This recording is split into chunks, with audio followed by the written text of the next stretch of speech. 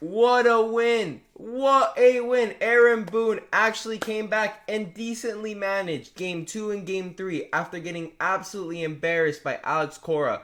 Now, this is amazing because I haven't seen the Yankees beat Boston in the playoffs ever. The last time it happened was in '03. I was like 1 or 2 years old. Now, ironically, Aaron Boone was the one that walked it off that game. But this is absolutely amazing. Amazing team win. Boston Red Sox kind of yankied it because defensively they were poor. Poor. They basically gave the Yankees the win and they couldn't hit anything that Cam Schlittler was giving out. But great win. I love that Aaron Boone absolutely left Cam Schlittler in the 8th inning. I didn't think he was going to do it, but when I heard that he was coming back out, I was absolutely stoked because this guy was absolutely dealing with 11 strikeouts going into the 8th. And to not leave him in if he's throwing strikes, which they read his lips and he said he's throwing strikes, he's going back out there, was a phenomenal move. And I'm happy he did it because analytically he hit 100 pitches, exact. So I was thinking they were going to take him out. But he ends up sticking with them in the 8th and he gets out of it clean. So that right there shows that sometimes it's not only analytics. They could be wrong. Sometimes the feel of the game really is what is going to get you through. And that's how Boston won Game 1. They let Crochet go off, even after he gave up a home run. And now you did it with the rookie who was dealing. Beautiful managed move right there. But Cam Schlittler had an absolutely historic night, going 8 scoreless innings with 12 strikeouts. First in MLB history with 0 walks. And it was all because of the Boston Red Sox going after his mom. You don't go after a brother's mom right here, man. And he showed out. They were messing with this mom because this guy was originally, from Boston, was a Boston Red Sox fan growing up. And then obviously now he's on the Yankees. So obviously his parents want him to do great. And they're going to show support. They've pulled up to games in New York Yankees stuff. So that's not really a Boston Red Sox fan type of thing. So he kind of said they converted into Yankees fans when when he became a Yankees pitcher. And he got harassed. A lot of Red Sox fans did not like to hear that how do you go from a Red Sox to a Yankees fan? So they were getting harassed. So it was personal for him, right? Going into this game, this man was absolutely locked in. And it was all because they were harassing his mom. You don't mess with his mom. And he came out 8 scoreless innings, 12 strikeouts, 0 walks. First time in MLB history. Cam Schlittler, honestly showed out. This was the most dominant pitching performance I have seen in the postseason in a while. And for you to do this in your rookie year, rookie playoff debut as well. Man, I'm telling you, I was kind of iffy on this game. I thought it was going to be a high-scoring game considering it was a 24-year-old and Cam Schlittler against the 23-year-old rookie for Boston Red Sox. But the 23-year-old rookie, he kind of didn't pitch as many innings. I believe he had pitched less than 40 innings in the 2025 season, and Cam Schlittler had like around 70. He had an ERA under 3, so he looked like he could come in and absolutely deal. And he looked like baby Cole out there, He was literally Garrett Cole 2.0, just pitching. That's what it really looked like. That's how Garrett Cole pitches. And it was just watching him rookie year right there with the New York Yankees. And honestly, this rotation next season is going to be absolutely insane, man.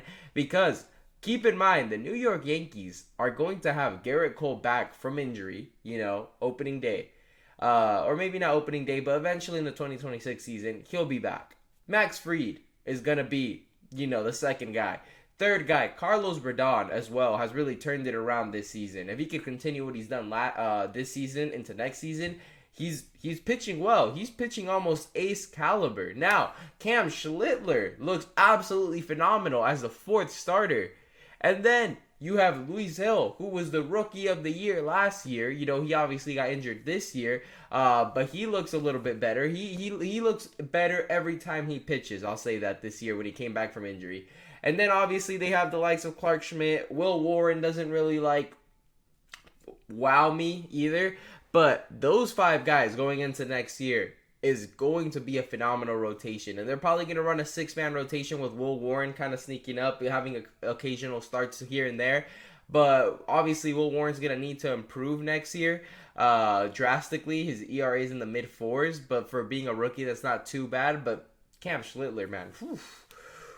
This guy has an arm on him. He's 6'6". Oof. This guy, phenomenal pitcher, man. Honestly, who needs schemes when you've got schemes at home? But Blue Jays versus Yankees, that's going to be a series right there. If Stanton and Judge don't really wake up, I don't see the Yankees coming out of this. But I'm expecting them to wake up because they couldn't have played any worse this series against Boston, and to get through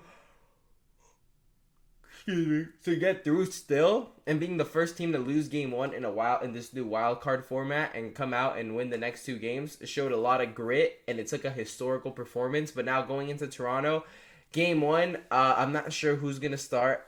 Maybe Luis Hill or Will Warren might start game one, and then Max Fried might take over game two, and then you'll go Rodon, Schlittler, and then we'll go back to Luis Hill or Will Warren, depending on who starts game one and how they do in game one. But it's going to be very interesting to see how Aaron Boone kind of goes about this. But I think it's going to come down to Judge and Stanton.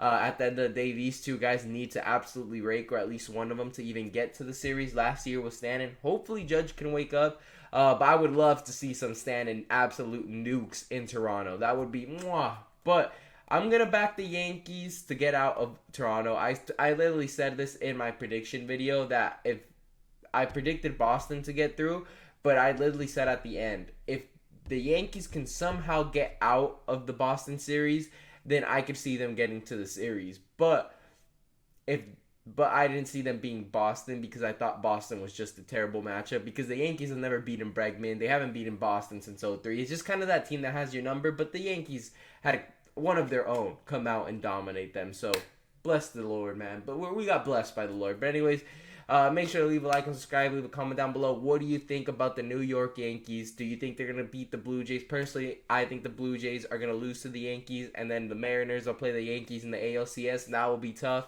On the other side, just so you know, I called it Phillies versus Cubs. But anyways, thank you guys for watching.